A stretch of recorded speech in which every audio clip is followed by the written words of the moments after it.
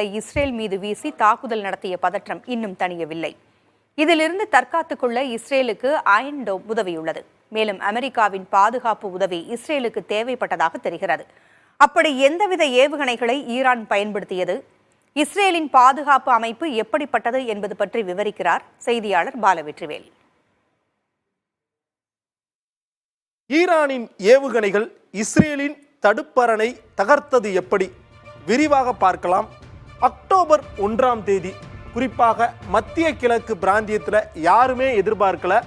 Iran நாட்டின் தெற்கு Shiraz என கூறப்படுகின்ற ஈரான் இராணுவத்தினுடைய முக்கியமான ஒரு தடவாளம் இருக்கக்கூடிய பகுதி விமான தளம்.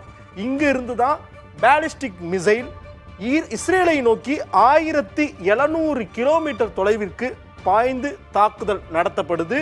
இந்த தாக்குதலின் போது ஈரான்ல இருந்து இஸ்ரேலுக்கு தாக்குதல்